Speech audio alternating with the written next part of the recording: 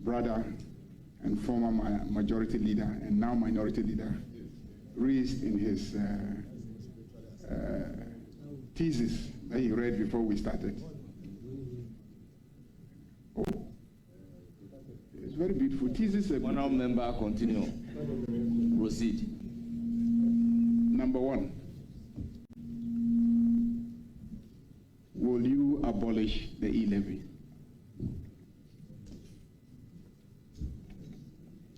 Thank you very much, Mr. Chairman. Mr. Chairman, my position on the e-levy is well known. I do not intend to run from it. I've written articles against the e-levy. I championed opposition against the e-levy. I still stand by them. Mr. Chairman, the e-levy is neither a direct tax, indirect tax, or an excise tax. I don't know how to classify the e-levy as a tax practitioner. Mr. Chairman, it doesn't mean that I do not recognize that the e-levy brings in certain revenue. But the fact remains that the e-levy retards our progress towards a cash-light economy and the fintech. We need to abolish the e-levy. I've said, and I'm on record to have said, that given the opportunity to abolish the e-levy.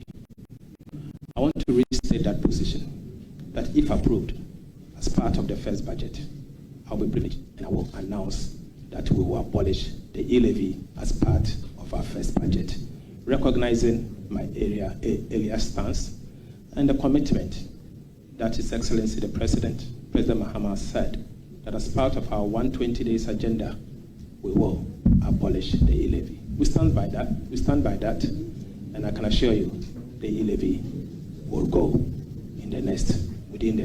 within the 120 days calendar that we've announced. Thank you. Approved. Then I proceed to my substantive. That's all, Mr. Chairman. And thank you very much, Mr. Chairman, for the clarity. And I will proceed. Honorable nominee, I would like to refer you to a publication on the 15th of March 2021. And I want to paraphrase because I don't want to miss any word. And I quote, Ghana today, we are complaining that this gambling is destroying our youth. I've read a number of articles on this.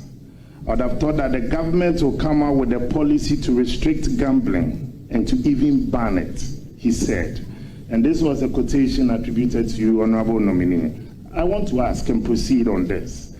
Do you still stand by this position of banning gambling and banning betting and all that in its entirety, or now your position has changed? That's what I wanted to ask. Thank you. Thank you, Mr. Chairman. Mr. Chairman, I think it's a very good question and it's an opportunity for me to clarify. Mr. Chairman, I was on a show with the Honorable Kojo Opon Nkrumah, and the contest must come out. The Honorable Kojo Opon Nkrumah, at the time Minister for Information, I'm sure, had the responsibility to sell a government policy on betting.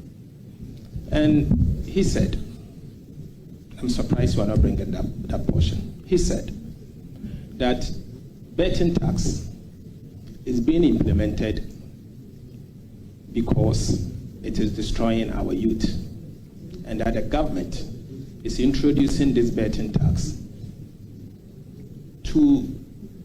the government is introducing this betting tax to deter them, equivalent to a sin tax, so that they will not be sticking the bet. I retorted on a show being hosted by Evans Mensah on Joy FM PM Express. I retorted by saying that will not solve the problem. That will not solve the problem because I've read a number of articles, and the article presupposes or suggests that it is destroying our youth. And so if you want to introduce a tax, you have to first look at the elasticities, and as to whether the elasticities will mean that imposing such a tax will prevent the individual or the people concerned from the staking of the VAT of the betting or not. But I doubt that will. And so if you intend doing that, the best option is to ban it and not to introduce a tax. And I said the tax will not solve the problem. Here we are today. I've been vindicated. Has the tax solved the problem as intended by the government? Big no. I insist that that tax must be abolished. And as Minister of Finance, my first budget, I will abolish the betting tax. Thank you. Thank you very much, Honorable Member. That's what I wanted to ask. Thank you. Thank you. Especially about the e-levy and a betting tax and some Yanko, the minister designate for energy. Abu Jinapo na Inkutio no so especially the involvement of a private sector into the distribution and collection. First, a collection of electricity revenue, and I say revenue no sense. So Bekaya, you see you for no dear yaka nano kreko baby ma ebeto dwa say distribution na econo. You see you for dear omoje mutimi collect pie 40% into 60 no ekohefa. That's the question. Now, the answer problem is say on say about beto dwa say omo emfa and shemu say omo g revenue na omo entwetwa IPv4 no eka ansana ombe yusu omo de omo yusu bedu baby no easy for this kana no mo de awasa omo serem na independent power producers no na omo ho echrom ni nyina aka ho enenei ama energy sector debt no are rising to $3 billion. $3 billion.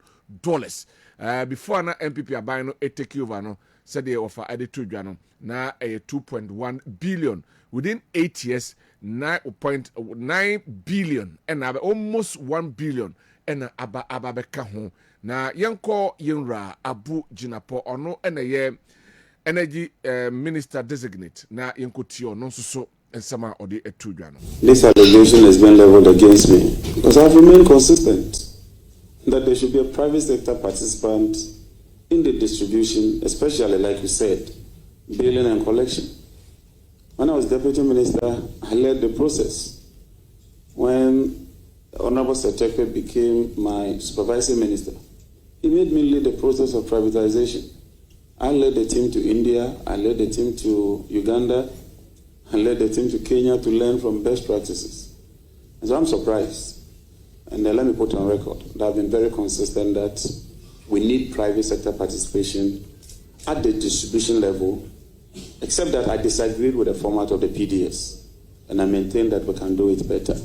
The ATC&C, I think, is about 23% for the technical, and the remaining is the commercial, which sums it up to the 40%. Thank you. Yeah, yes, you have a follow-up. Yes, a follow-up. Okay, go ahead. During transition, you were handed over with a KPMG report of the audit of the operations of ECG, and that report puts the figure at 37.7%. And if the committee will be guided, it is the product of the billing efficiency and the collection efficiency. Can you confirm that to the committee? I was not handed over a KPMG report, but 37 and 40, the difference is not that much. But I wasn't handed over a KPMG report. I asked a direct question as co-chair to ECG, and they told me that the losses was around 40%. But if you have a KPMG report, I would like to read it to enrich my knowledge. Thank you. Honorable Minority Leader has a follow-up question on that. Honorable Nominee, listening to your answer to Dr. Kabiru's question, the impression you create on our minds is that you are not against the privatization of ECG. From what you said, you are against the PDS in terms of the approach.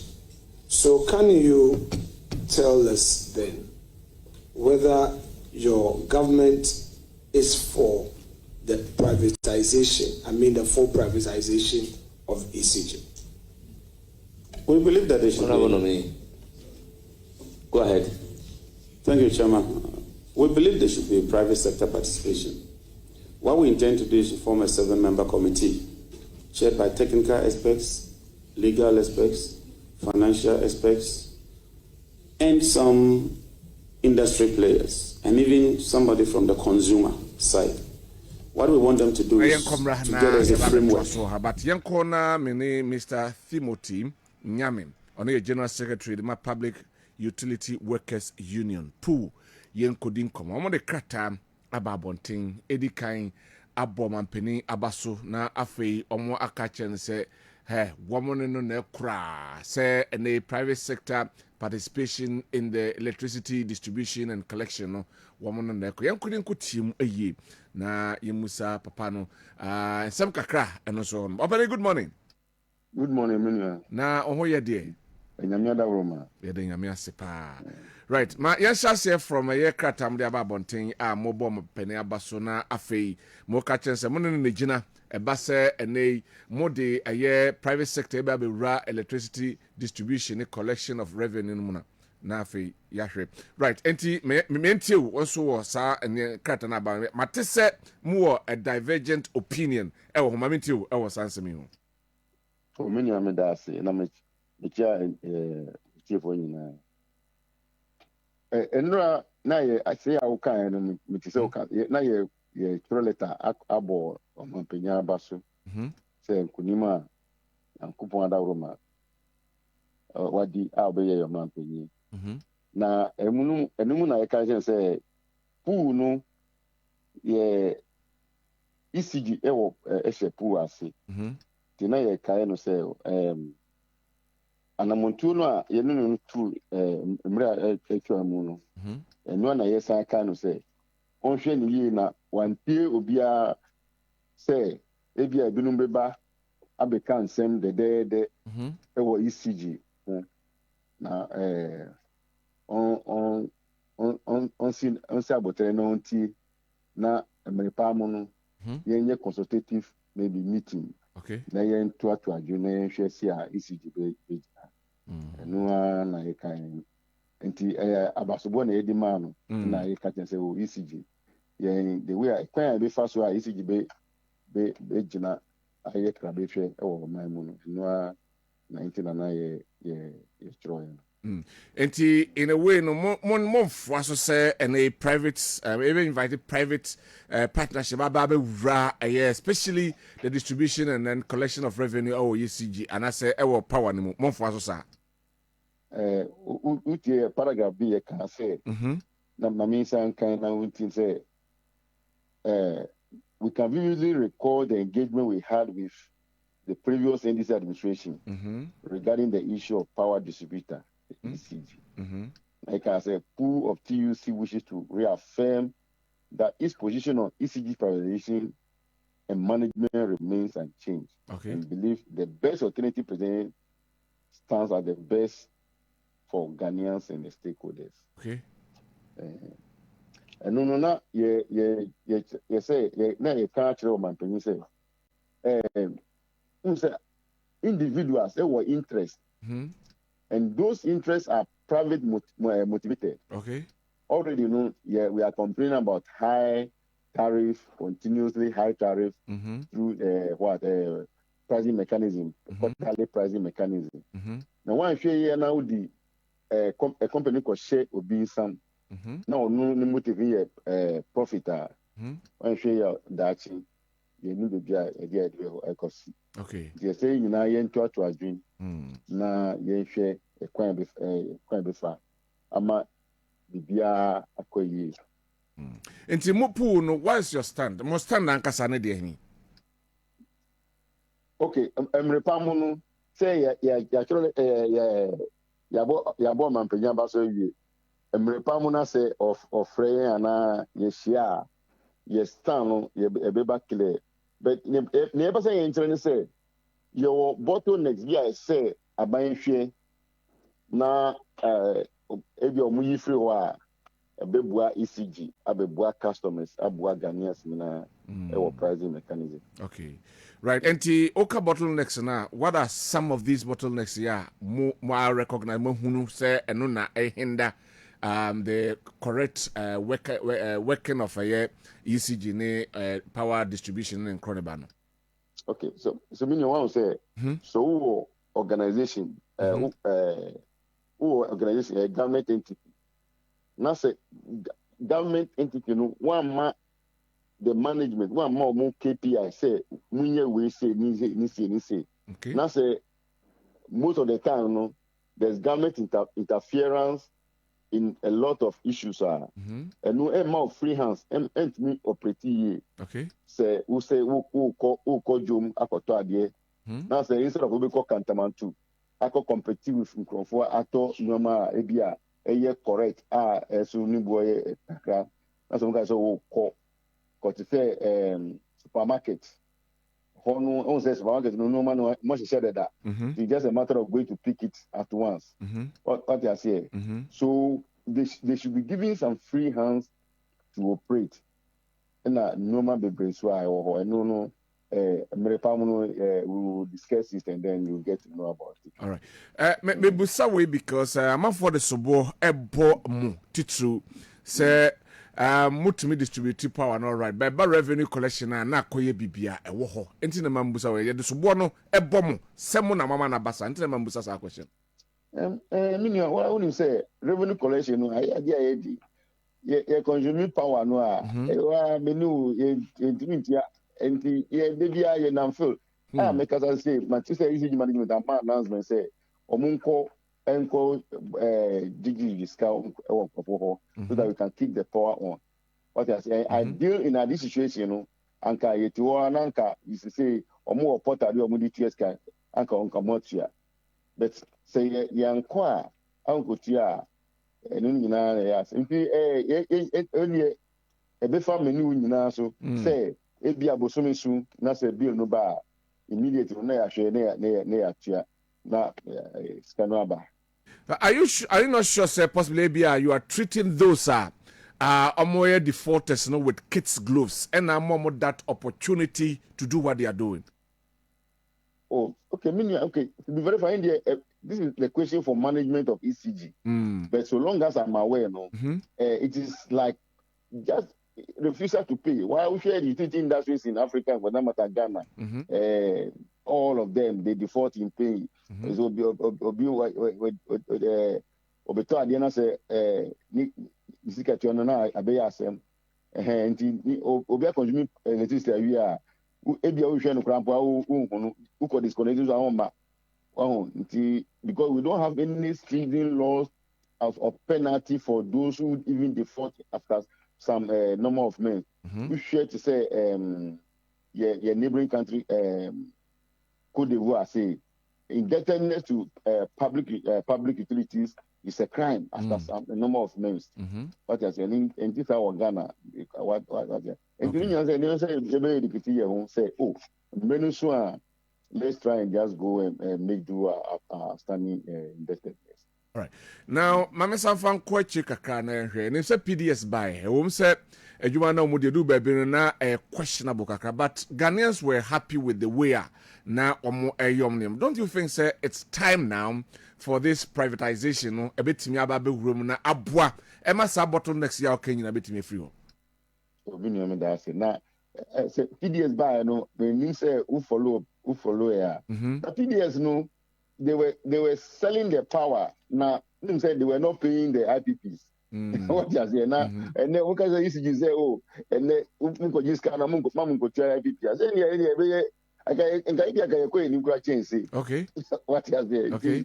There are a lot of dynamics. Say we shall discuss. We want to have a discussion. And yeah, will be because immediately we want to sell ECG. What?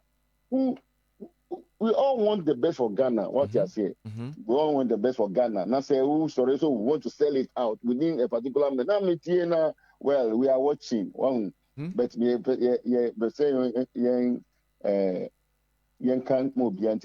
we all want the best for the country, for the interest of the country, not for any selfish interest. And it's not a matter of just getting up. So, I want to dispose and say, Unya say unya fumu say ye ntinu. No say a phone no dos one so super beauty you know and say be ya next time one phone view. Still our unya what you say. Now we don't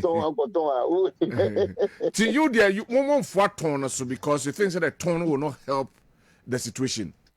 And I'm make my canon say we shall have engagement and we all agree on the way forward. Then I'm going to say my boy bakum in the travel. No problem. You yet was say till you have been as and queer around the brofonatium na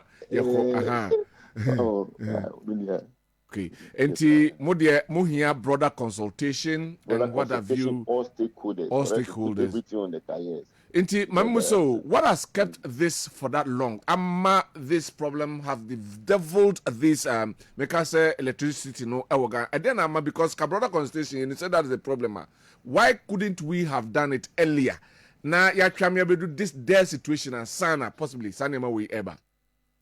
Me want to say me paragraph 3 no me can say it is however refreshing and hard for me to note the enthusiasm. Okay, so we have observed with keen interest comments, recommendation, and suggestions that need to be taken to sustain. We say they have invested interest groups. So, we say potential. Everybody want to scheme to get it. One say, say, one for near to okay. In the various interest groups, we sorry also your expert. No, what can we? But say if you want to move forward, you do not talk bad about somebody.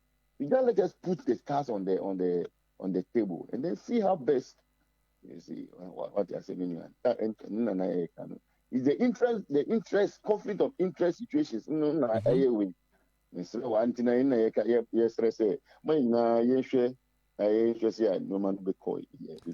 we have solution in sight? Oh, there's a solution. Once you see a problem, there's a solution inside. I'm telling you.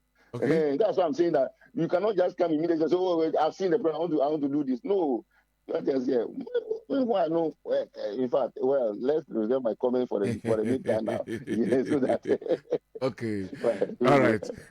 Opening Timothy Nyame, General Secretary of the Public Utility Workers Union, and Yanino AD and Komono. Oshe Anya Mo Facebook so and some no kutu and a krata or motroy making kind. Paragraph 4, and Okotuyo said, we have observed with keen interest comments, recommendations, and suggestions that need to be taken to sustain the energy sector using information available to them without providing any proof of success or stakeholders' engagement they have undertaken to arrive at a conclusion. And no paragraph. Wano ekotu openino na wote se yene no edin komono nti mamenkenka omokrata no ni nyina na afei yentoa so e hanom say or say press release congratulatory message to His Excellency President John Dramani Mahama. Or say the Public Utility Workers Union of TUC Ghana, pool of TUC Ghana, congratulates His Excellency John Dramani Mahama for your election to the highest office of the President of the Republic of Ghana after a resounding victory on December 7, 2024. As the union with membership mainly in the utilities and housing sector of the country, we are ready to collaborate with government in finding permanent solutions to energy, housing, and water situations and at affordable cost to Ghanaians. It is, however, refreshing and heartwarming to note the enthusiasm of commentators and other interest groups attempting to offer solutions in addressing the energy sector challenges. For that matter, the utility concerns of Ghanaians. We have observed with keen interest comments, recommendations, and suggestions that need to be taken to sustain the energy sector using information available to them without providing any proof of success or stakeholders' engagement they have undertaken to arrive at the conclusion. Pool of TUC Ghana is not unaware of many interest groups locally and abroad when it comes to investment in the power and energy sector. We are also aware of many who paraded the corridors of power, corridors of power interest. Okay, me fa de akano en twaso en fa emamum. okay, in UCG in the past and have metamorphosed and resurfaced to continue their game. We can vividly recall the engagement we had with the previous NDC administration regarding the issue of the power distributor, ECG. Pool of TUC Ghana wishes to reaffirm that its position on ECG's privatization and management remains unchanged and believes the best alternative presented stands at the best for Ghanaians and other stakeholders. While the power distributor is heavily controlled and managed by politicians, we have continuously expressed our disquiet on the cost of input in running the power sector, which will invariably be factored in electricity pricing. Pool of TUC Ghana wishes His Excellency John Dramani Mahama the best in your tenure and promise to work closely with your administration through your ministry in assisting to find solutions to the challenges of ECG in a sustainable manner. Once again, receive our congratulations. Yours faithfully, for Pool of TUC Ghana, Timothy Nyame, General Secretary. Na say in some of the atudwa ni nyina na ye ne papa no edi ho enkomo wa hanom say eba electricity no obi akabi ba bi wo vested interest. Nti omo ba omo de omo interest ni mom na eba since omo ebeka ade no pote se de ewo se ye ka no nti aban nya adaje na nka omo entoato adwene na ehu kwan pa ebetimi ede electricity afa so se be ya oman ne moka na oboya bo aye politicians so bo say ba won de omo frafra omo control na masa ne mani nyina enso ekoso. So what is the way forward? Yankone sentia yera abugina po afi yemra na wofa emfa na no ento ensem no ebi. For when we were leaving office, the debt stock consolidated was close to 2 billion. Fortunately, I have a document summary of energy sector debts and lenders. In August 31st, 2017, the ESLA PLC got a full audit of the entire energy sector debts. And Mr. Chairman, I refer to page 17 of the document. The total energy sector liability at the time was 9.4 billion cedis. They themselves used an exchange rate of 4.4. If you use this exchange rate of 4.4, the debt had then moved from about 2 billion to 2.1 billion. So let me put on record that as at this time when the debt was validated, the debt was 2.1 billion. Mr. Chairman, with the greatest of respect, I'm happy this question has come up because I've heard some people bundling figures of $5 billion. That is inaccurate. This public record is before Parliament and can be verified. Currently, I had the opportunity to chair the Energy Subcommittee of the transition team. At the last meeting, it came to light that the debt had ballooned to 2.5 billion as of 30th September 2024. Yesterday, we had a final meeting, and the reconciled figures, as I had it, was $3 billion. And so, as we speak today, the official figure I got from the Ministry of Energy, the Energy Commission, and ECG indicates that the debt has ballooned to 3 billion. But let me quickly add that the Energy Sector Levies Act raked in about 45 billion cedis. And so that paid part of the interest on the principal of 9.4 billion. But then comes Mr. Chairman. Right, you're saying Abba, but yes, I'm Kwabena, Professor Eric Otin Abeye, Professor of Economics, Ken UST. Na yenkodi enkomo emfa taxes abolition of some of the taxes ye levy betting taxes in Kroneba no yenhwe what implications are there for Ghana? And then IMF said Dr. Gideon Boakuma ba say IMF conditionalities in Kroneba nti untimi about yenkodi enkotie the experts on that direction. Good morning, Prof. Good morning, KOD. Na mepacho umpomboko de. Anyamiatum. Yeah. Nyamiase. Adarma, meyanhwe taxes and enkroniba.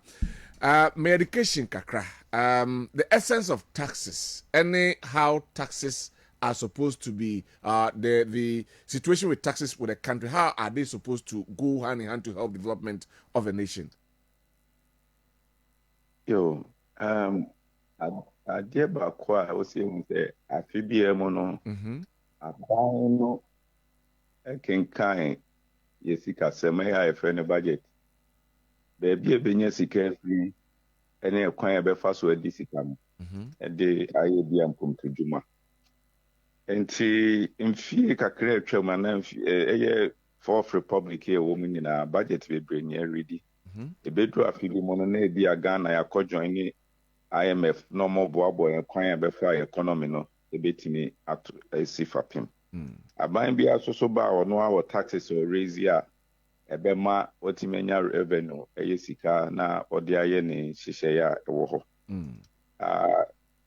ejidi sem komo edi ato force na sem okan nra ato force and some no kan ho enti taxes de aye to de nkomam bia no wo wiase bia beko na ni bia etuo tuaye taxes ne yade baako a ɛwɔ sɛ yɛhyehyɛ ne yie abro kind tax administration and tax revenue mobilization Ghana has say wohwɛ mu yɛn a yɛtua taxes pa wɔ formal sector no yɛsa but yɛwɔ a large informal sector ɛyɛ ɔmo a ekueku a na gadifo a ɔmo nhyɛ da ni registration nso so wokɔ edwo mu ne ade a ebi ɛkwan bi so ɔmo tua tax but fado do no de kla ɔmo ntua bi kra okay nti ɛma eduru time a wɔsa aban yɛ ne hyehyɛ yɛ kwan ɔbɛfa so ɛdi sika a ɛyɛ expenditure na ahokyerɛ aba nti bia bia abon sɛ wɔsa aban kɔbɔ bosia bɛsɔ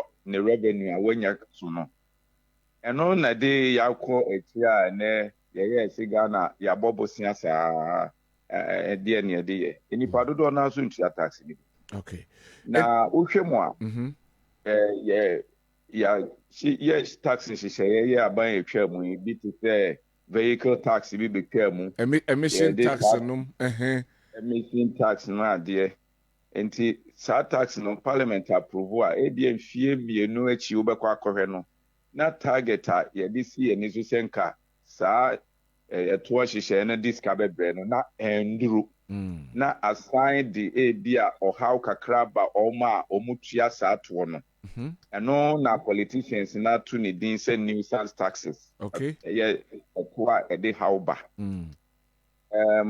nti yɛhwɛ mu a yɛkɔ IMF no post covid no nhyehyɛ bi ɛba ebi ne e-levy ɛyɛ electronic tax levy a no ɛwɔ send ɛyɛ ni electronic transaction ebi ni momo ebi yɛ bank transaction wakɔ bank awo send this car san kɔ obi account mu ɛwɔ sɛ wotua toɔ kakra na aban ntumi nya sɛ sika no na ɔde yɛ ne nhyehyɛeɛ ebi yɛ akatiasɛm na ebi yɛ impotodwuma na ɛno na ɛbaeɛ no ɛho abooboo ɛne adeɛ ɛkyerɛ sɛ yɛanyɛ hwehwɛmu yie sɛ saa tax no ebetumi ama yɛ sika dodoɔ a yɛpɛ na ama aban ho ahenha no yɛfrɛ no physical space na aban tumi anya sika na ɔde ayɛ ne mpomtodwuma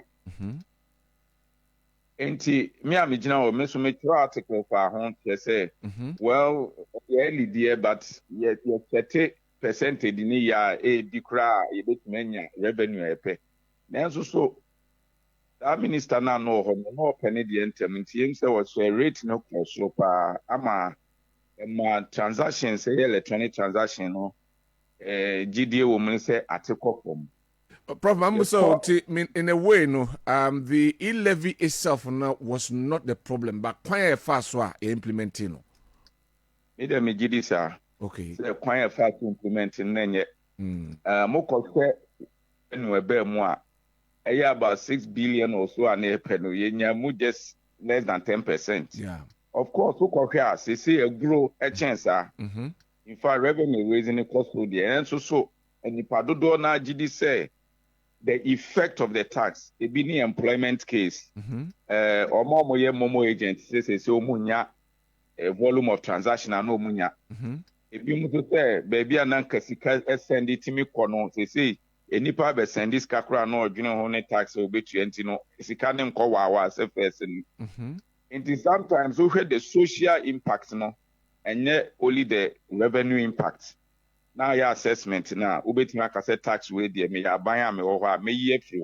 Okay. And no na ato forcing any na so for ahwe nhwehwe mo fi so mo dey aban am ma ba dey. Mo fi say embo mo e wo mo revenue target into be ye free. Okay. Ebi so ne betting tax. Betting is an addiction tax. Betting is a bad tax. Australia and Canada in particular. One of the issues we're dealing with, especially with the youth. Okay. Because our mental health problems. And the best thing sometimes is to raise the tax so high. Now be a disincentive to involve yourself. It was Jumadie no chat one. All right. Betting no. Okay. The incidence of a tax,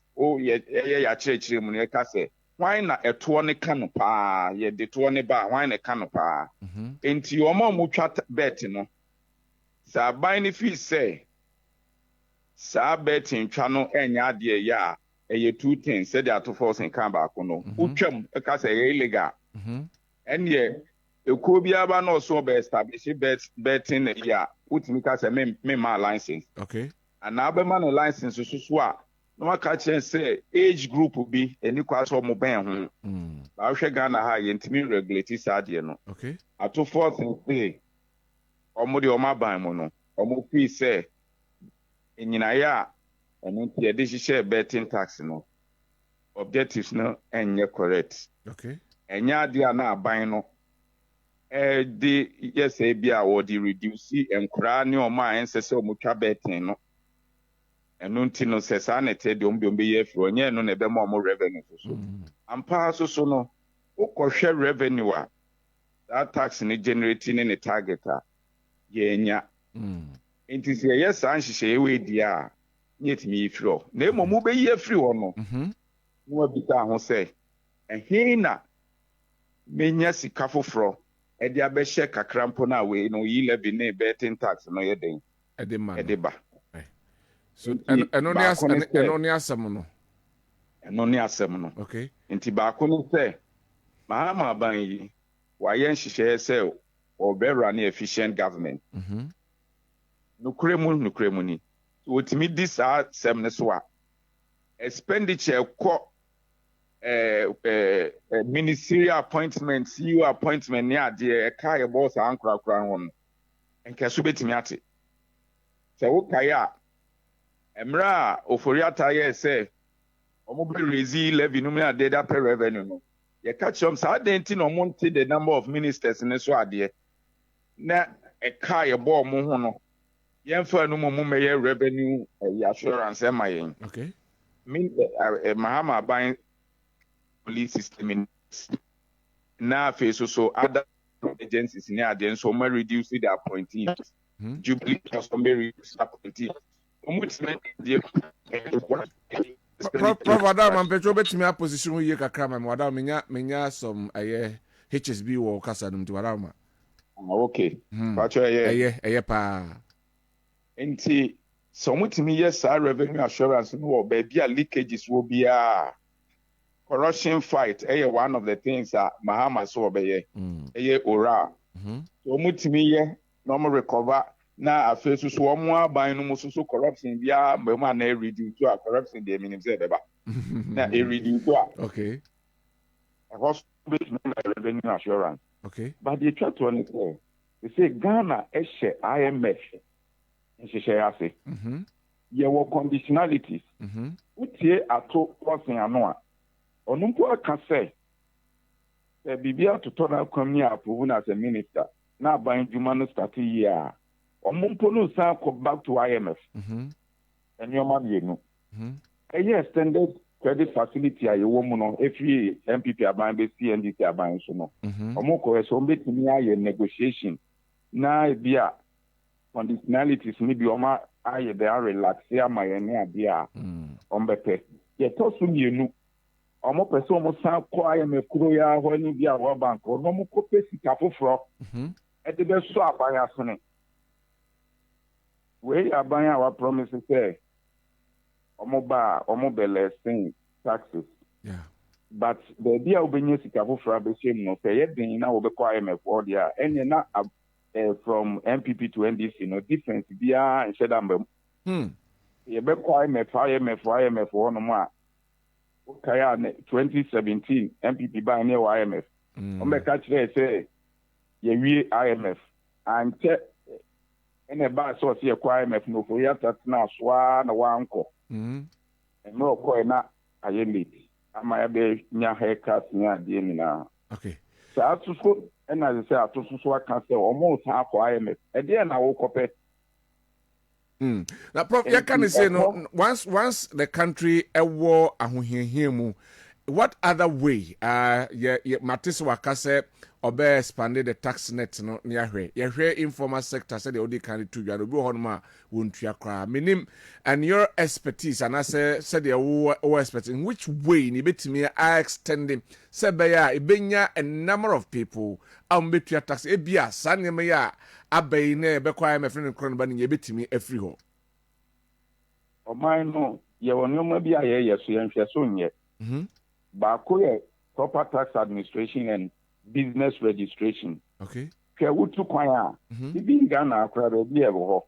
Enso wutu kwan a king kra wutu e be ma receipt. Okay. The tax agency is making sure that even every small business, you be ma what we call POS. Wutu bi bi na generate receipt amount. Okay. Enti ni kwa say bibi ti say GRA. Omo ni nyina ko sikadije no nko aso. Also 20 businesses through registration. Okay. He said now digitization of residents and digitization of all businesses. And was said your cost near cheap businesses in buying database. Okay. And know you're number one. Okay. Number two, I being businesses in movie call online. They say you would call a platform via Facebook, they say he now will call tax in every. And no never man can be to say e-levy no nanke hu here because we are there about sending payment through an electronic means. Okay. Jikaka. So be here no few be then if you want also almost strengthen also every business online must also be registered. Okay. And be audited. Okay. And no say GRA shall see no many costs for tax administration in Ghana a week. Honestly speaking. And almost what afia starting ombeko jom stores ni na tax for no omko say afi we tax na bit ya okay o tax be 100 o dem am 50 now so 450 on corruption no ne na sefo na ewurawura mu eno na aban etwa mu no de saa QR code ni ade ba ye so obi a be tua tax no online eno nti na omo boa me digital no omo ni anje our sweat Mahama buying so much no yire no ho nyesa sika wo pe no eno so wo nye dey onya. These are some of the alternative ways that I was here until we register businesses, even business cry registered until we monitor them through the digital base omo avoid the tax by not posting all revenue omunya and our profit omunya easy. What you are saying what you are saying, meaning, say, young Ghanaians now need to change our attitude towards the tax system. Yeah. Tax pepe. They are near Juni, Obi, and I'm making a Ubi Santa, which I think on Bida. Well, into your seeing Yasa nationalism, patriotism. I did subscribe now tax administration and money West, and say, you are centralizing the meanwhile, your districts. Metropolis and municipalities. By local government tax laws, they are empowered to also collect local government revenues. And so GRA no more GRA instead of here together because central government na buy no or person just can meanwhile won't mean there be a can be property tax or business building taxes. will be entering into Ghana because some only these buildings, the same politicians who tax them. I see. And yes, sir, as some corona, you be free. NDC are buying by MPP, are buying by NDC, are buying by MPP, are buying some by NDC, are buying. Be the same story. Now, per what information I want to say, Osha taxes no combined there. Finance Minister Dexter is around 10 billion Ghana cedis. Now, say aggregate 10 billion Ghana cedis. Not year free. Couldn't it have helped in a way? Samra Ghana war economic situation. Oh, no cry. Eboa. Say na ma fosu bisa se sika no de na mode okay. Sika no de unye yitri hope enoma to sin. Janson na be yitri ono omuma ye nhunu be bia omu benye bidia ye de ashem. Fortunately, for instance, road tolls back. Yeah. And the MPP NDC aban e wo so kra no omo de baba.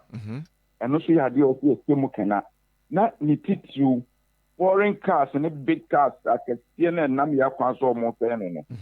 Ye reti omo ye. Na yomo ji e fana free omo ho. Proviaka road to you say figure by NTMA MPP for you free honum that's a 78,000 Ghana cedis per na nti omobo ya no kre anyway na me hwe a local government tax part and contractors susuwom it is cannot be were diverted. Oh, okay. In fact, from a buying to a buying, it is known, not MPP government in Cook. Okay. In Tianoso, so yeah, and I may consider there is weakness in tax administration and tax collection. Okay. Yeah, and see you hold you now. You can't even have a leakage. They will call politicians bottom their campaign. You're quite Anna. No credit. But here in a Kambuma, near Boa by now, if he I see. Wadama, Kasa Kesia okay, mostly Omo now mo free Ghana hako other foreign countries in Asifono. And said the former finance minister Kano Foriata Eka Senka Omo enye hu bibi me no ebedane at who you so Vietnam na so ha say uko Vietnam na Asifono anka do to na de obetua nko e me no so bedane asem foforo e wo Ghana hanum. Roto there would do road toll booths all across the world that they are rates for different cars. Because some impact on the road is different. Yeah. Especially those axle load cars, big ones. They would do Tech Junction, the way see One you see road empty. Sometimes you can't no credit. Na when she keke. Then so that one I was here near to media repair road no. Until we a car kesiye na ya azi road no cheap free tema. E dia besina ko Niger. Ni e je o kesiya sin. Di ono tuka, me say me tuka free me kire ko si adwuma di ka numre. Me faso biem. Not also be tree road na faso be 100 times a day. Inti yentimi ntuape. Inti sanchi says differences in rate of payment in it there. Any kwase eko ewiase be bia ta na etie. Na emo me bia soko no. And e o se ehwe ni yi. Na yehwe. And na o se technology so bem. Oh, omo waste ni time e wo toll booth no. Yeah, omo timi digitalize na yes simple technology. Omo be ka kire. Uduru one ma watcha dada. Tech. Once you have exit barrier or bomb gate. One of the practice. Who call Legona? You will be or who try take it for the whole year. Near the sticker bowl glass. Who do one be a mouse sweater? Who try who do MBA mount? Yeah. Who do New York? Having a bridge. The same thing. Most countries in Europe, the same thing. Who do one a few places just all you new in the area. And maybe I want to take it. Who do airport? Prempeh the second airport, Kotoka airport, Tutu be Rema, Akopakia, and then we try take it. That's right. Simple technology. If you see the Remo, Yet me the digital one, near the young pumpu.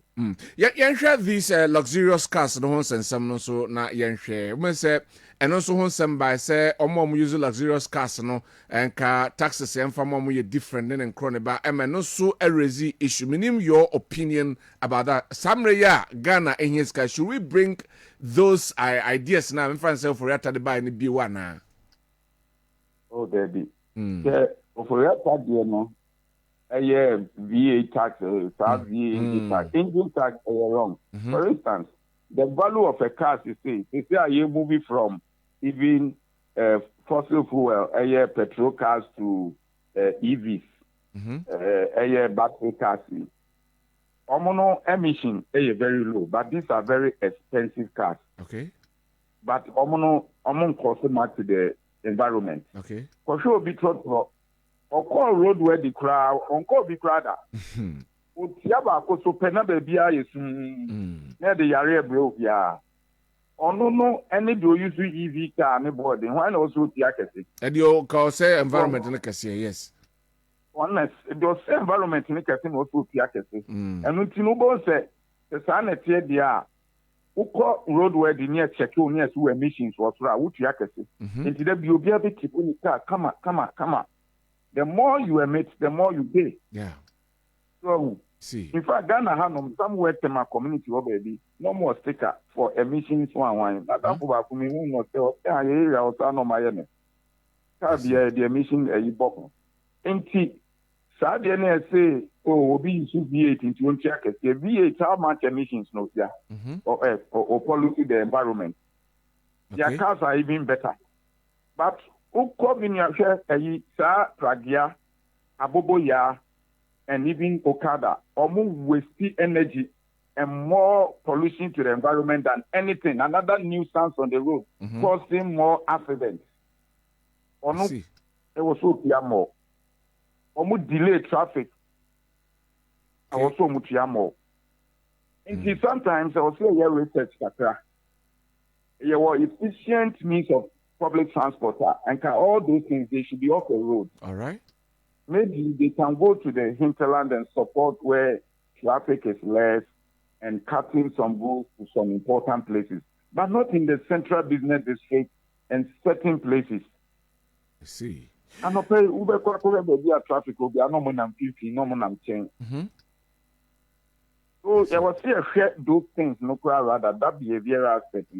Near the certain taxes than to say it will be issue for start to coordinate. No.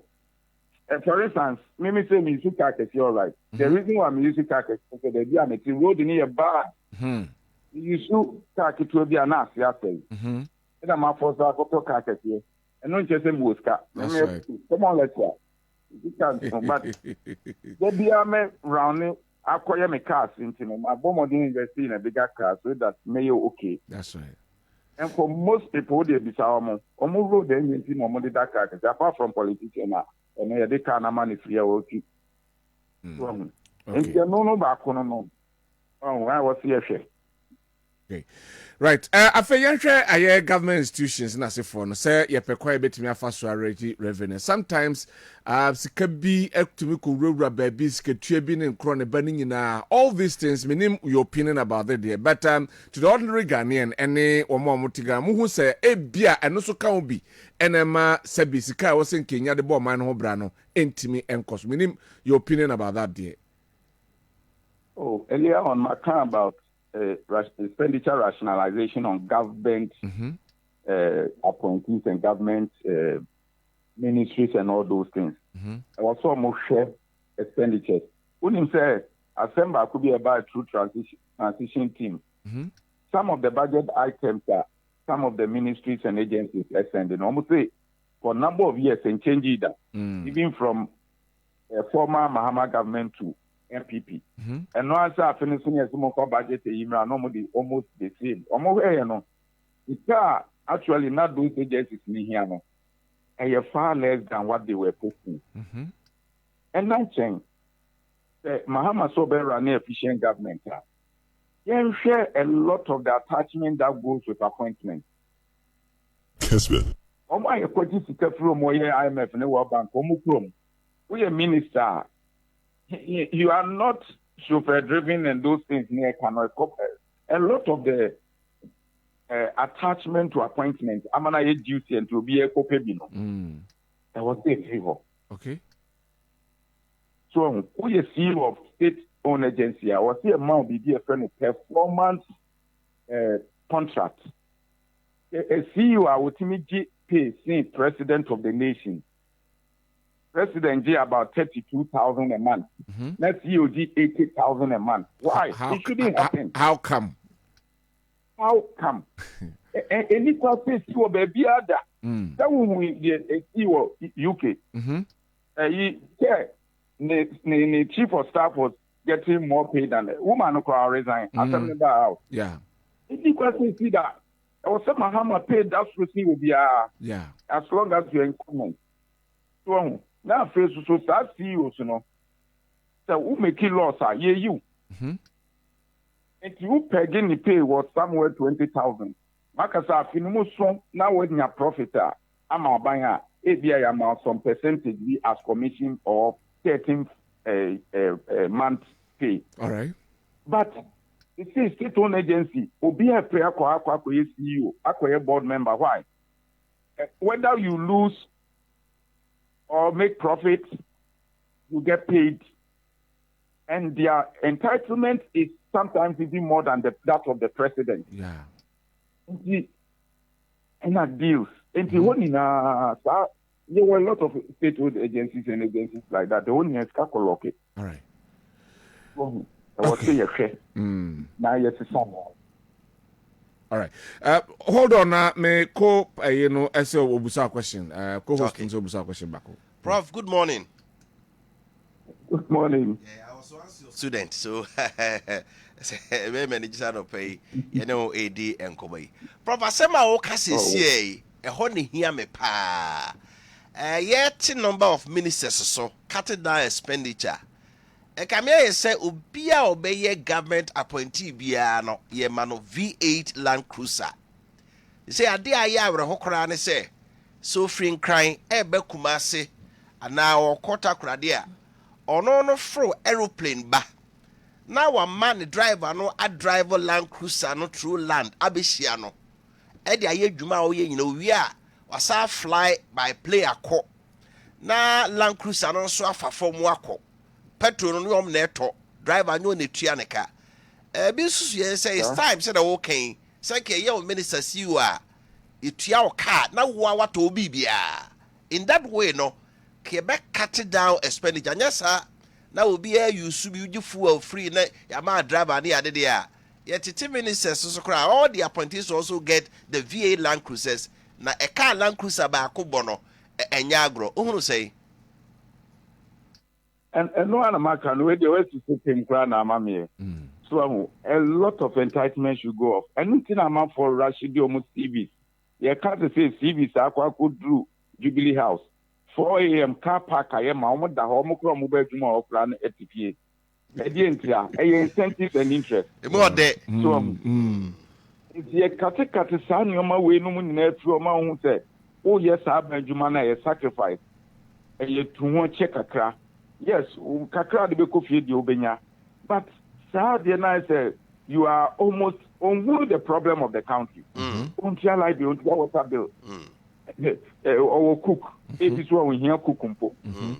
I mean, Sani Omano. What's here? In fact, many just say, Mama so be what constitutional reforms. But any question say get the constitution. It must go down to the Civil Service Act and all those places. And yet, sir, you be jina baby jina baby a yakobo busi free yembisa ye ho. Say no musi yo ma ban mu hihye ye. Yen hwasu nye bi. As simple as that. The be e don be example. And so bad ye hu hia pa na ye form example.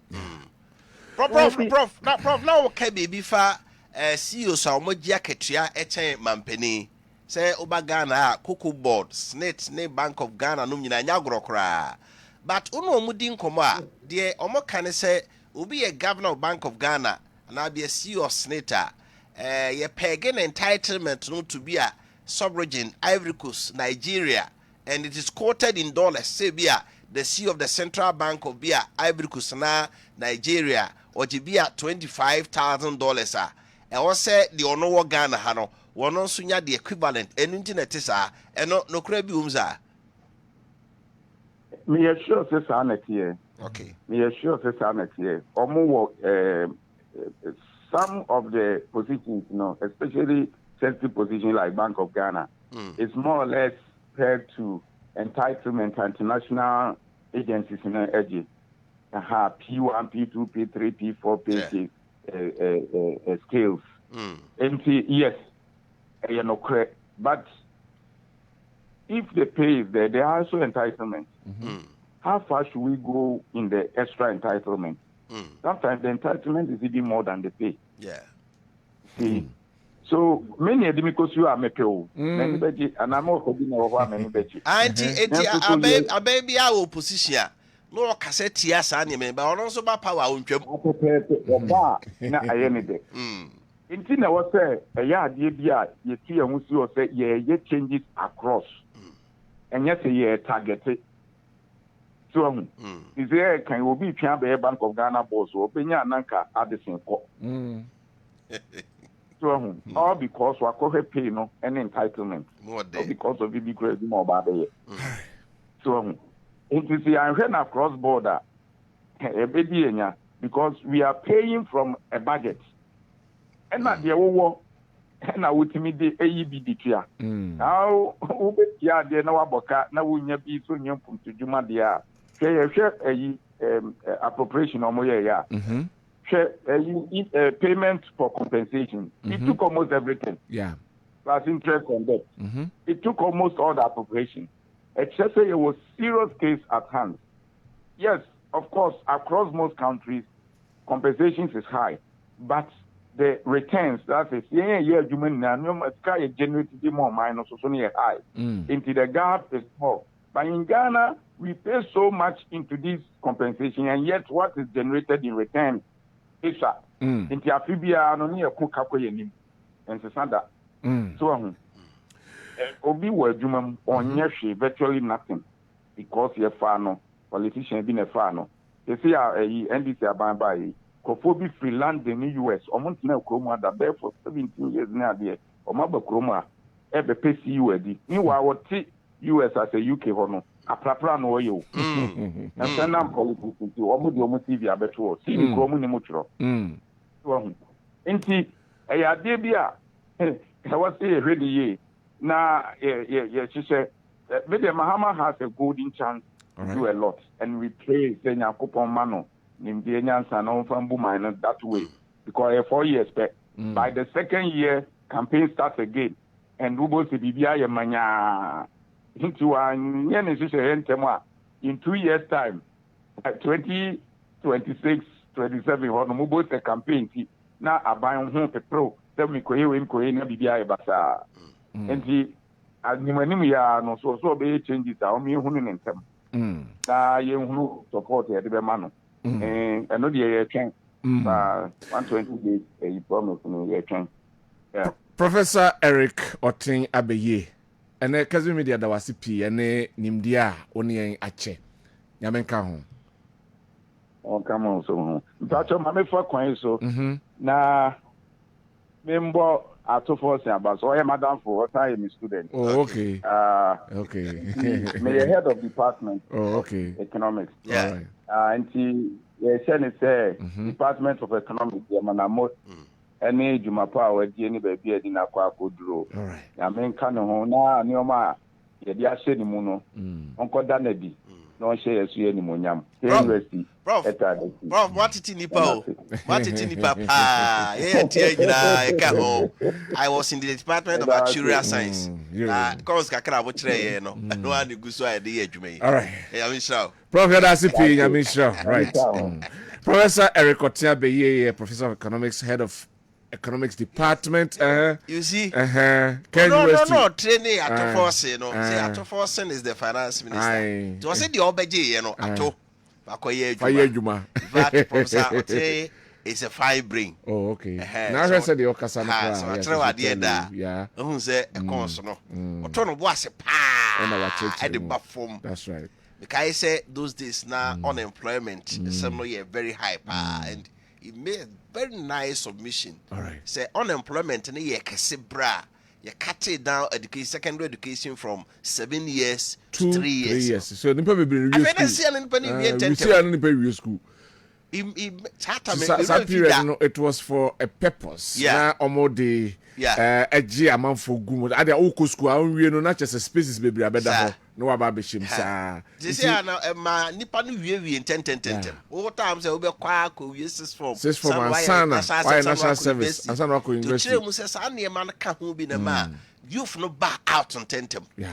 Dinner say who baby. Anyway, you didn't know your budget in the buy, Binyano. Anyway, you didn't come here.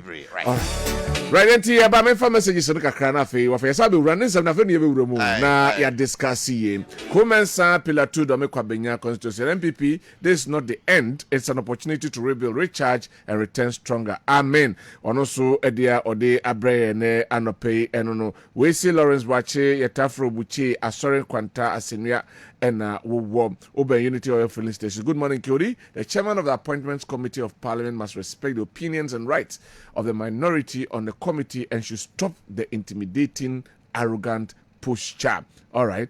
Also, Odia Ode Abrene Anope and Sununo. Alan Cash Ewo in Swatre. I say, please, I want you to educate me on small. Please, John Mahama, is he the 4th president or the 6th president under the 4th Republic? Or you're the 6th president under the 4th? Or no one another 4th president? No, sir, 6th president. That is it. So, Alan Cash, that is it. Ma Yemrura and Senemubi, you call Parliament House, you who Abu Jinapo, you who Kessel at Forcing, or the Niama who do be Brababa to grab, or the Atuja say, and nay, Nabine Bar, or be in the position on the e levy, or be in the position on the betting tax and corner bar within the 120 days or more. Yene profs were doing come extensively about our tax system and a quaya, your first boy, a bra. Ewo ye memha na ECG phone so issue no and so mami too. But before then no said me kan no krata ye free omampani executive secretary ho Dr. Kalitus Mahama ho abatre say the CEO of Minerals Income and Investment Fund General MIF okay unu madwuma omo ye omo dwuma ne sese bia obeye mining project kese na o hia sika omo timi ma bosia be a $5 million, $10 million. Now, the aye project no. Okay. Then you pay back and they almost ye juma pa. When you order a jumana no. Uncle Pen baby. My penny say, my meno, say the abbey. This a buy us appointment. And the appointment. This decision will be crack catcher. Okay, a friend is saying, my referencing IT niya. Joe Anochi. Oh, do one say, Mena Meko. When you're there, I go back to NASA. Oh, yeah, no, see what hand you over the deputies. Proceeding on the men can't cry. And you will then Kaya not to say, why your hand over knows not their ma now, call baby. Right. It's a grantee of myth. All right. My main cousin, Nipanami and Sanipa impressing me a John Abdullah Jirapo. Okay. Or no, impressing me, and then the same minimum how I walk as a impression. They say, yeah, you may be shown, sir. Also, to me, prove which me say you're on top of issues. Unim the way. Yeah. Uba be able to should be able to tell me what is going on there. Right. Okay. Or remind me 2001. Right, our South Mafo. See, I do a year in the finance minister. No. But the first question was answered. What is the state of Ghana's economy? Now, South Mafo our time now. Of just 5 minutes. Okay. And within 5 minutes, you know, painting the picture of Ghana's economy. Right. Actually, will be a man who say, "Be your manager no." And yet, all right. It's the Anchesi approval no ana. You come back see a call HEPIC. Okay. Because not economy in here. So what John Jinaponra? What you say? Was medical can I say ministry be what agency was endorsed pa. Yeah. The other human in here, your ministry agency 1 pen, year 2. By agency say energy ministry.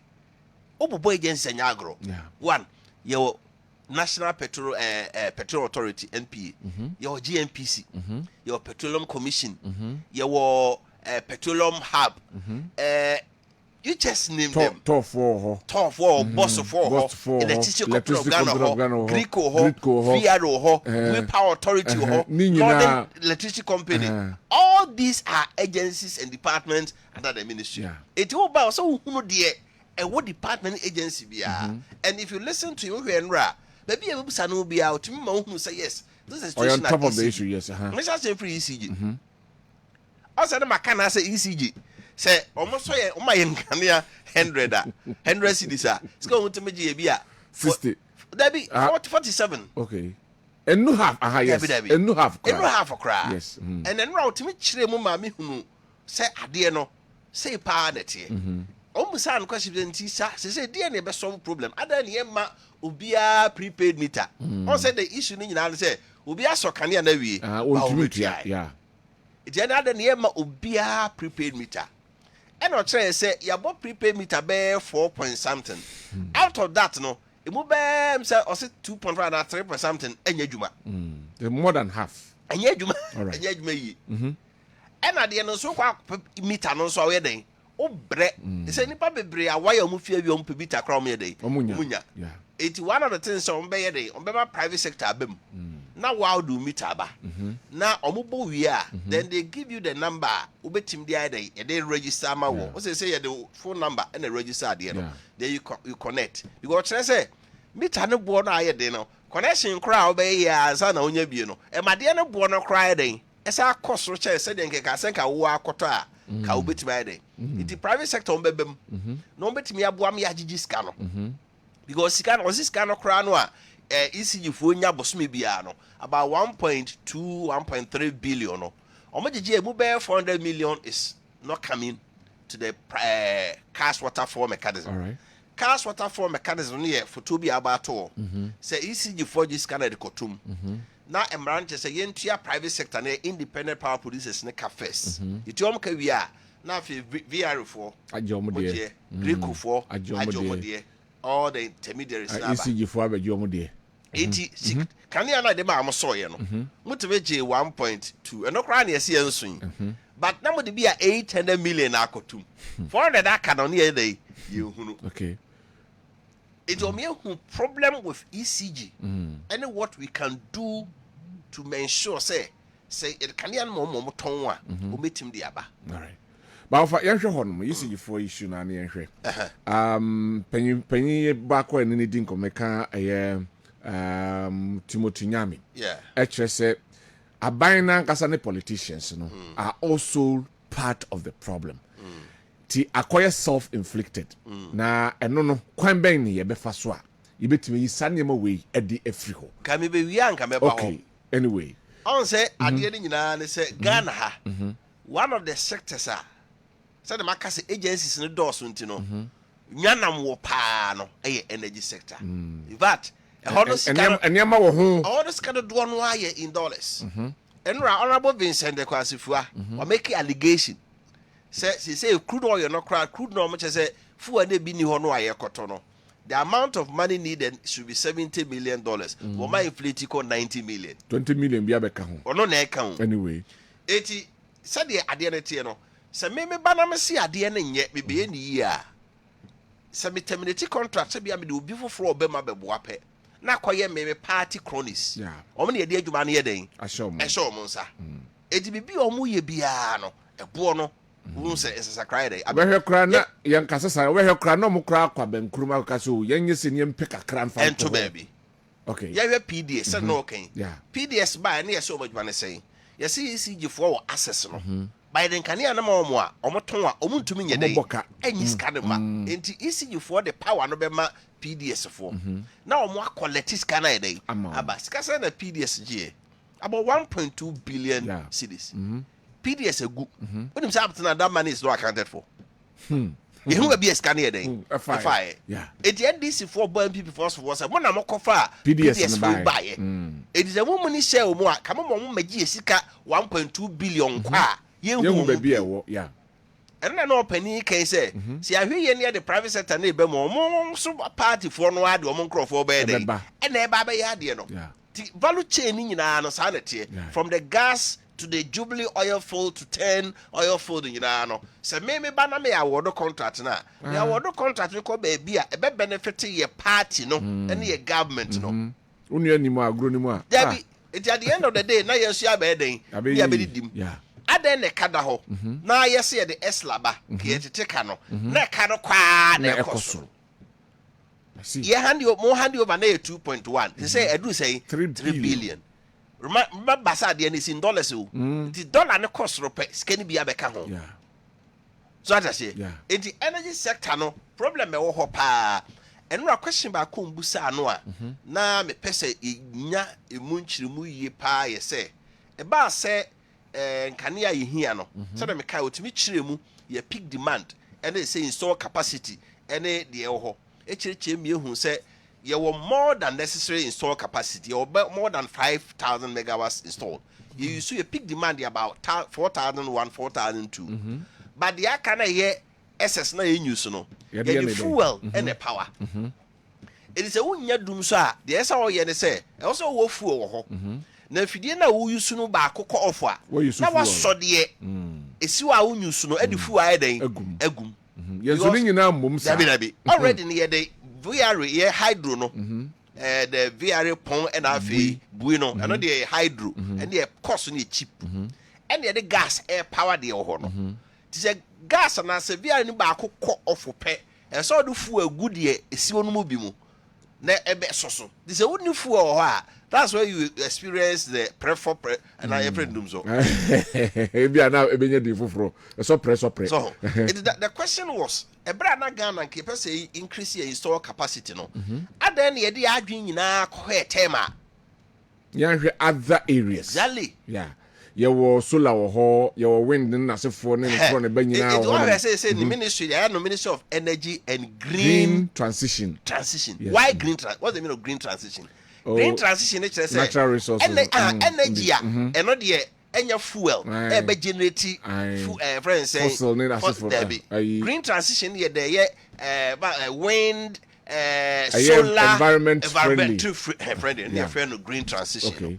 It other na satam na ye top plants ni bebre no at least the ye dey ban bi ho a ye move to solar and wind we go keep 3 points your place bi ho a bit ma generate wind energy ho wind energy na turbines are udi siwa and from na generate of course South Africa here video be very interesting South Africa farm bi wo ho no mo a omo wo sa wind energy ni bi ho na ade ni si esu water pump so it from na fa no a ten nyina na pump nsuo no sansuo no no de ye afuo no acha wacha asase no be nan a ye ba bi a nantwie ni grezi ba bi a wadua no bae ba bi a watwa awi a nantwie no we hedi a ombe wu akọ very interesting and then young develop solar energy more keodi so we are na bogu akotra north kakrada matena hoda what is the situation there? In fact enframa na ebo no krehye enframa na ebo na ye home no ehye na ewia no timi bo pa tum se nwia bo sabi wo obi a obi a opon hwene a obeteta na we se moja tata na eba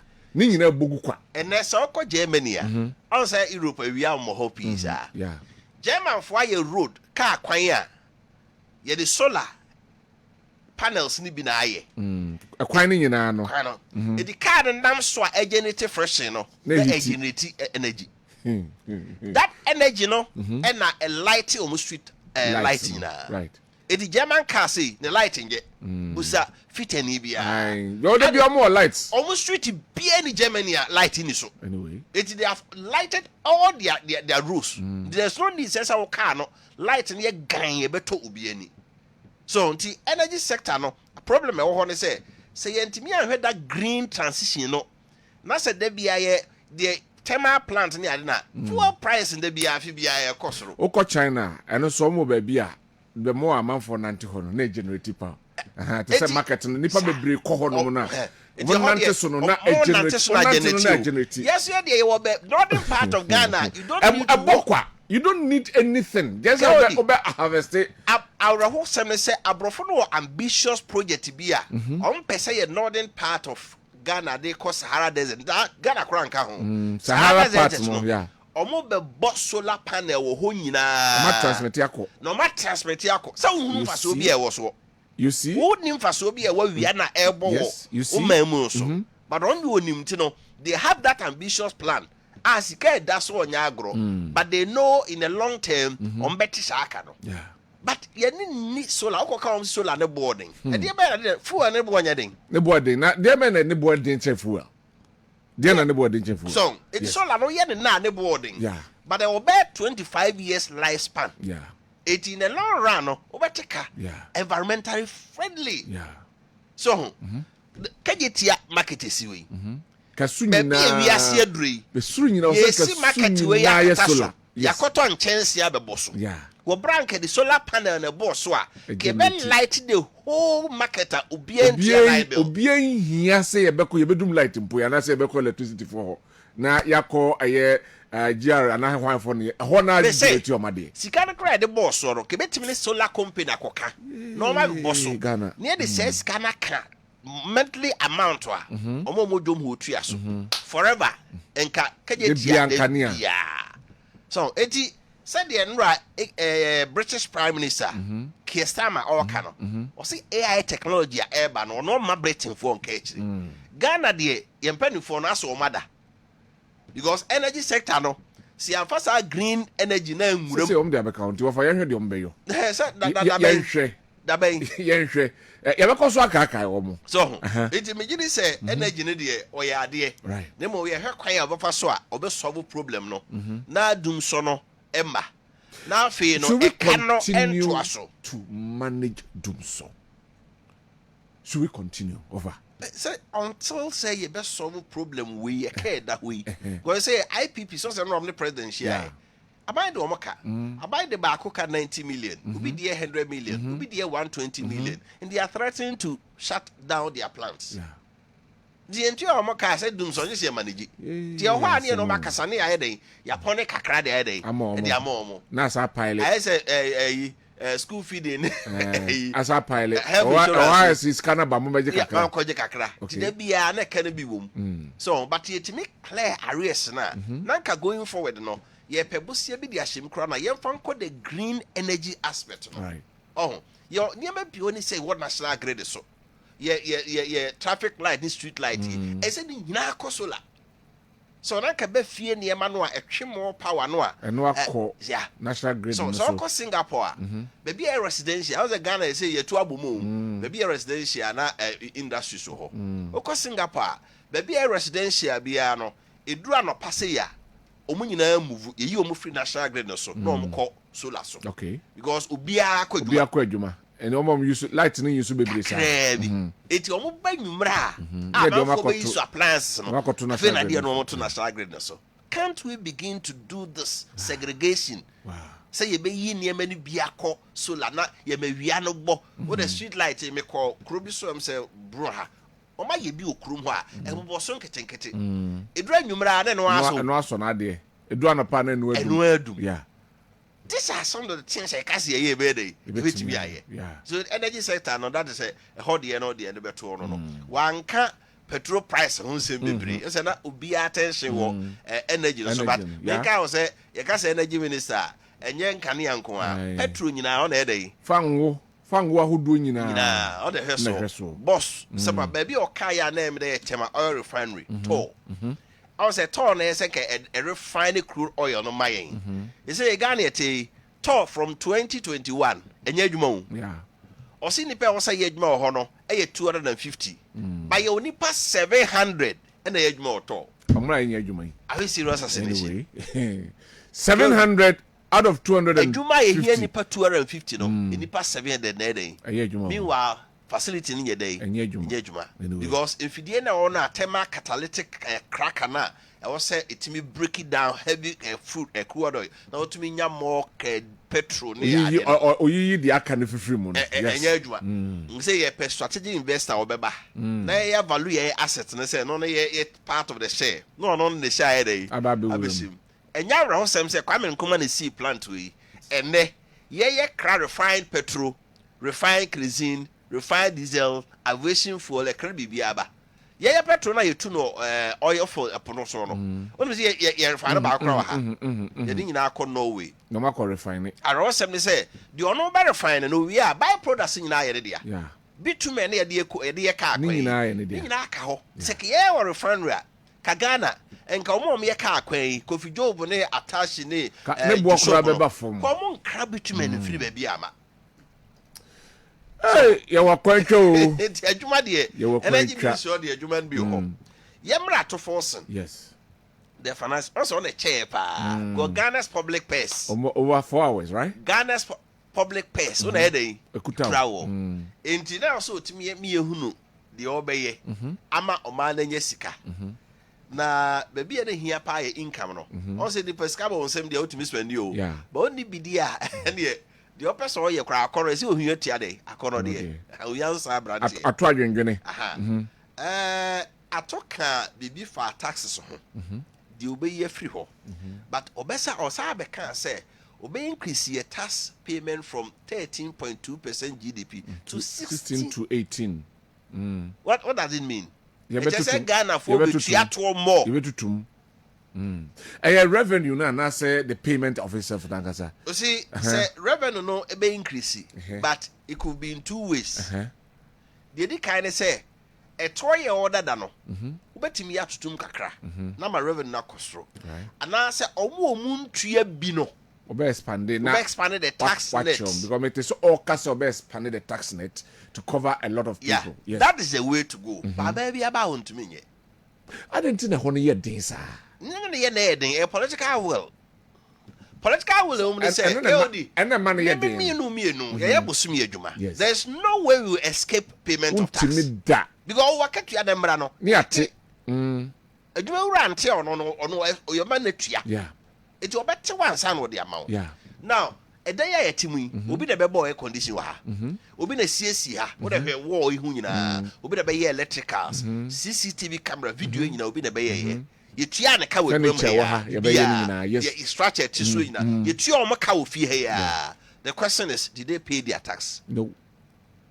So we see new site be now have buildings yes yeah. And now when chance about long span here. Okono mbesi metima wa omso betua 150,000 1.5 billion. The obebo POP, the obebo ceiling, the obeto ties. The obey plumbing work, the obey electrical work. You pay all of them. Now, so see that now the pen tone, now church artisans win sky utia ma omo. Now, senka o he tax a utia as a worker. Now, heard the almost so my Jeffrey ha, or mentia taxa, utumus Ghana, Sikano ha. That's right. So, a Kwabena befasoa, he bet me a tax woman. Say, see, I be anywhere set ubi our own one casajuma. So, good to your tax. Yeah. Adeɛ baako anke betima yɛ ne sɛ your social service bi wɔ hɔ a wo access wɔ Ghana ha kɛsɛ provide tax returns. Okay. One of them is free SHS. Okay. Ntin ka wo do ba be ko free SHS. Exactly. If I be kono now do tax returns akɔkyerɛ sɛ me your man ba pa carpenter ni me tua tax afi bia me kɔyɛ asomasi adwuma obenti adwuma sɛ ni sɛ no me tax me tua throughout the year ni no e no validate you asa na oba na nya free SHS me kɔ akɔ. Yeah. Uba call public university. What's the school fees out public university no? And yet the real school fees out here. About subsidize it, yes. The out academic facilities to self now for higher day. Yeah. Teachers are trying to na buy it to your yeah. They are buying it to your omoka. It can say about benya kwanko say training college teacher training college university beyond. Esen ka wo de tax returns here dey. Eka ho. Health insurance. Health insurance. They say Obia do no fine. Obu wa obi die but o yare ono wa sika be call hospital right there watua. But do no carpenter ni plumber, mason, tiler. Omu nyina no obia nso eba access bi. Bia ono anase de baba yare hospital. Eno anso akoni health insurance card ama no.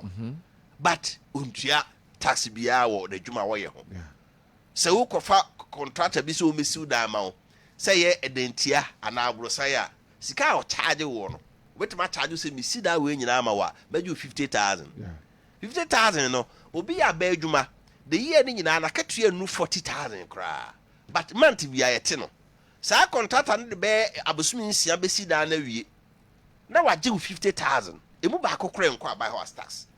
This year the nhye bi ba ebe ma ne bi wa obetimi access o man no mu a just say ukura o tax return. That is the only way better capture o mo aba be ka ho. I say identity ma abroche yes different say abroche mu ntua niema emfa physical cash. Say wa ba ye adwuma mamia na matam sika puduo say nam dey with the amount. Electronic payment credit card system. The one say fast system no mo nko ade egbehu. E na ho so ye chew. Say we ye adwuma na ntua tasa. Wasam yesronko. But Ghana had a say no okay. Tax officer no kra kwa access obi akogye tax no. Utimi ne ye dey. Ekoye one. Next tax is utua no ide. No wachi no no age faidi. I mean, they do this to a lot of businessmen. Well, Fanti, the question is that now, say abina and adwin say opese oya. That means say there are certain institutions, there are certain enema also odigu akwemu netimi achekisa nema wenyina. Sanity. On say the American yes wo minimum. Atofo simbusa na say no one ujina so kan e. Say nipa no bebre ntu atas. Na say yebusa say e die na wo be ya. Wo be capture all those outside the tax net no. Omo ye omo ankasa dwuma ye ntu bi no. E die na nanka ehunu ne nhyehyɛ ya wo de ba. Nanka enya kwan ya dey akritiki.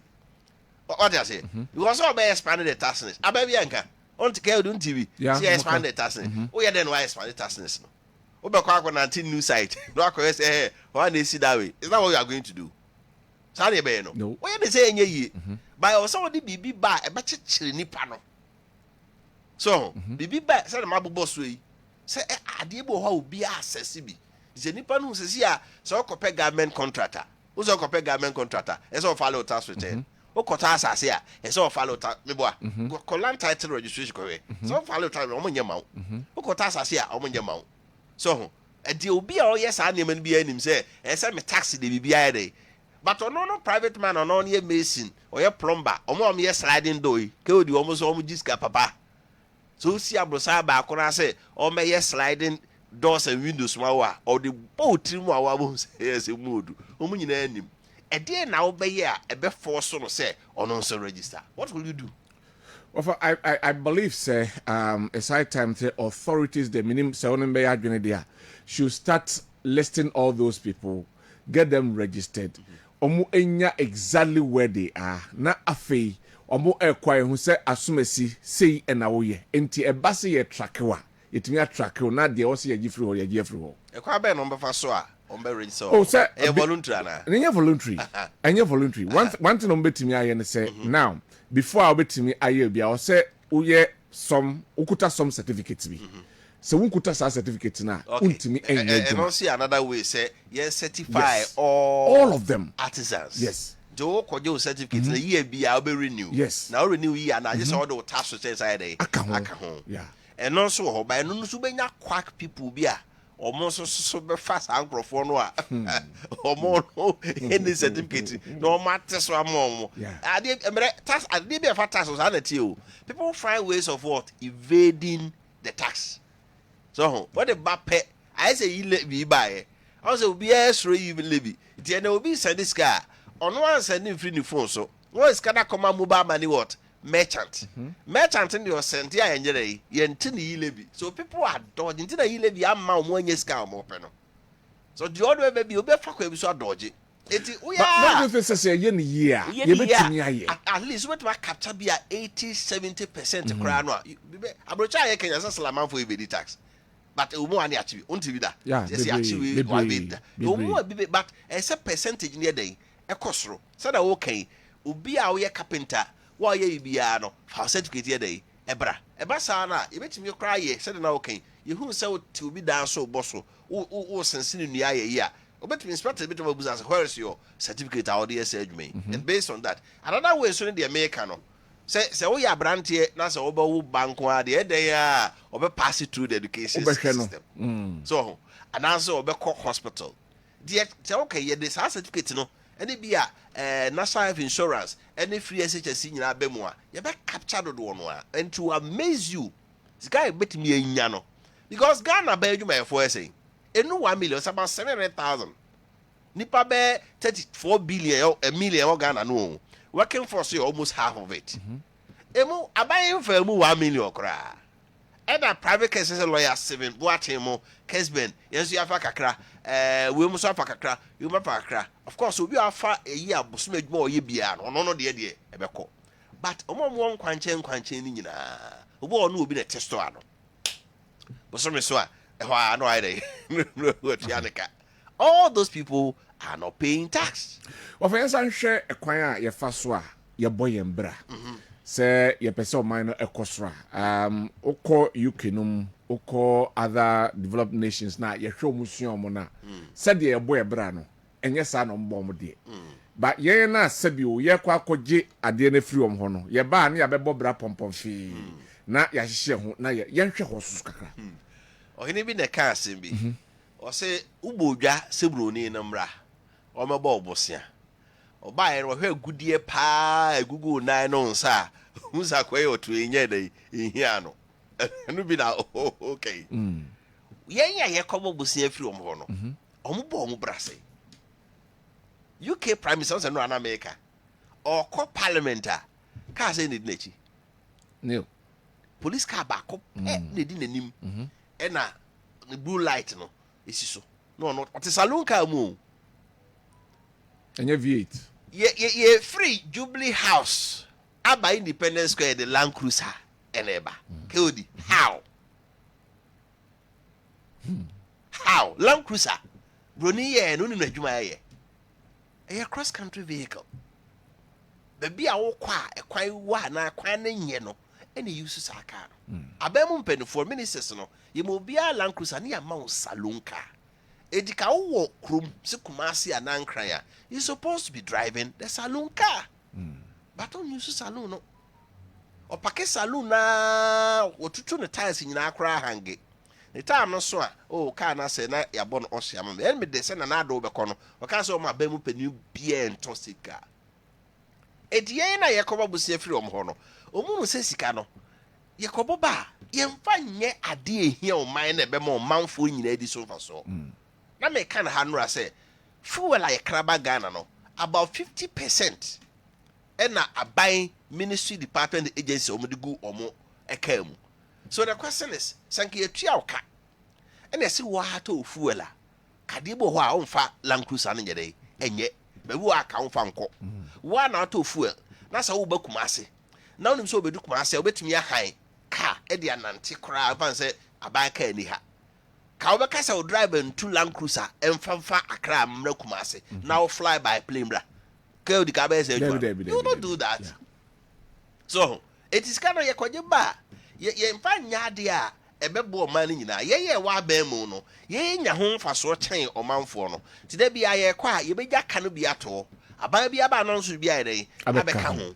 That is the problem of the nation until so man no ye be patriotic so ko Burkina Adam Atori oba na anu amanfo obo mu nsemi on say o ye captain the also enjoy rank kese wo military mu but ubia obeye soldier penny immediately you promote yourself from captain to is it brigadier general or something like the last rank well so you captain or see what you head of state there but only mampeni aketua na ketua no oje as captain no eno na obeje and was slash ministers ni na so aketua so says aka ye Kenya omo nye dey enyusu now the oye ne so the science kei eto agriculture mechanization enfidi a ye de ye kwadwuma machines ebebo ma kwadwuma tumton because eho no asase ne nua ni so say ha ejade a ohia ne plow ene enfidi e be dey e betimi adane asase nani and with Bagri Dam no they can do the farming and within a short time ye betimi nya sampanifo bi sampanifo bi a omye selfless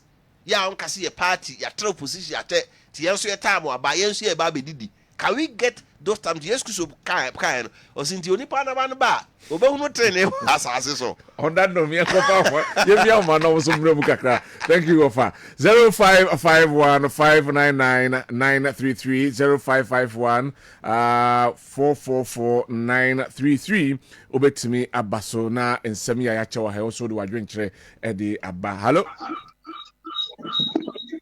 Oh yeah, good morning. Good morning, your first opening. You mpacho ma neso kakra ma wadaroma. Asem nyina ne se. always I'm feeling crazy. Or sitting with Japadi and a chem quanfa, so I will need Japadi. If you say, Utia, the required tax on that earning. Tiokoba said, "Here no far at Amos, which I'm feeling crazy." At Amos was a tax professor. He was a professor in taxation. In Tinanka saw Bois, Papa Mills, the late Royal. I said, Mokaya, also, and political ambition, no, the two change. And then look at the luxurious cars people are riding in. Kwabena was to Mrs. Galamsi, Sika, Kessia, are they paying the required tax? And he say, you pay so super widen tax and net in the DR. And the baseline is declare your asset, show your sources of income, and let us see the tax liability. All right. That you paid on. Thank you very much. I think sir ono so so mboni din nti yemfa ne sa ono de no enso ade ode abeboa dwumadi no. Hello. Hello, good morning. Good morning, your first opening. I have Yakubu Gatefi Jama. Yakubu mami too. Papa. Go me di pa taxes no. The woman say you and I'm okay with the teacher and I said you'll be a bed man, the taxes and baby I send direct. But I had a munya empty just here you check quite before you chat as you a boy man with papa. Okay. But yes, you are any pension pay. When I from the one who bar this 16 year near the time that means I call that TB ever hold my bit here. He said now more deliberately about the young far away in people school say and I Ghana card and effective. That's a capture be a details. Oko hospital and I Ghana card and people who tax and now tax. How they are not able to tax and that. So that is the way forward. To capture people data on the system is the way forward. Right. Thank you. Thank you very much. I think say on also submission and all the man. The Ghana card no to him is one of the ways to go because I capture beer details. Ghana card never capture details. But only Juma Ghana card in okay. And that is the issue. Okoye Juma, since Okoya also the Ghana card no so what they and now they register with Juma. There will be data there that will capture all those things. So the registration will be important. Right. Anyway, hello. Hello, Keodi. Yes, sir. Good morning. Good morning. Apo me there. Nyame adumo na so e. Yes, adum.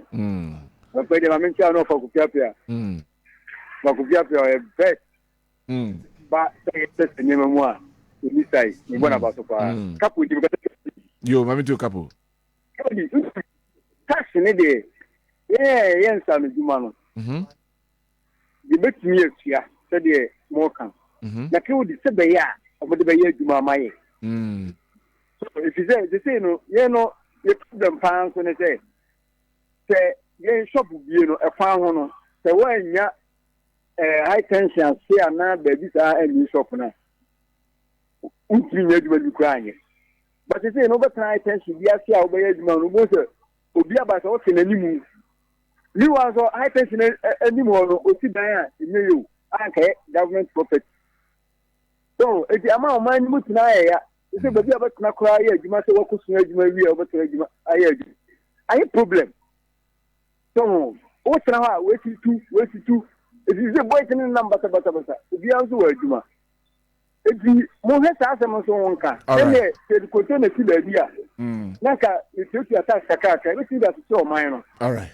I think that over to so yeah, Juma, OBC2 and so not, whatever you are. Medasi. Man pick the last one after yan sorry you were dealing so now mid production Emra Emetwaso. Hello. Hello.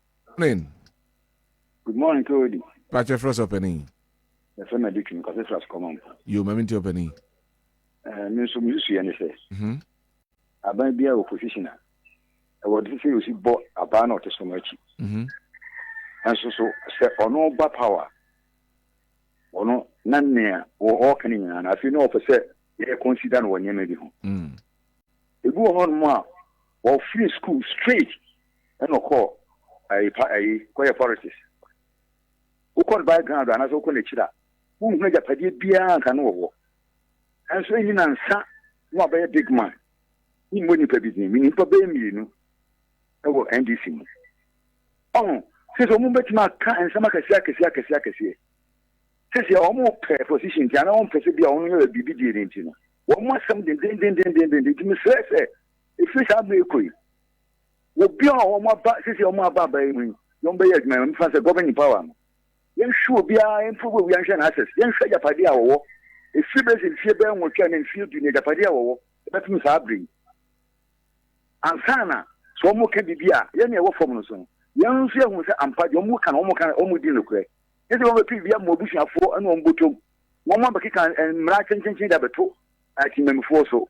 Mr. Madrian. But I say, yet me for free for be a na Yebreno aso. But my men corner me wish happy birthday, Stronko and Koma Abigail in Sia Bimpong. Also, may the Almighty God continue to bless and shine on you, his blessings. From your husband, Isaac Bunsu, and your kids. Say, can just say happy birthday. Over. Mr. Birthday back, I mean, for Inchato on I, so if you Kennedy Quenchi, MPP Kumo constituency, and also see if I have been the Bass Steven Dramana Jr., a Typhoon Jr., if you Mr. and Mrs. Dramana Ho, Auntie Root, and Lucy Ho. But when you say Los Angeles, you just share amount for no, a binary so ma ubia $770.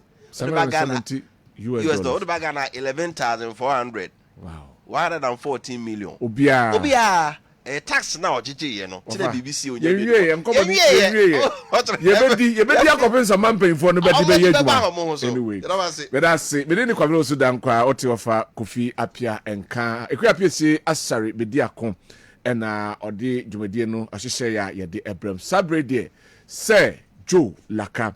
And the sports crew Barber Transit na omode midfield action no atwaso amay nyame ya doma or the adom dum yam repem wo be san at yanka yakramo ene anopai. Bye bye. We'll be right back. Gotta pay some bills. Hey, Bema, she said your levels don't change. Freshness ne kunsano. Bema, me huama mania je. Hey, sena unemployment. Emaye hunu Bema. Aze, arukodo. Nche me wi mo top up no Kessben University College.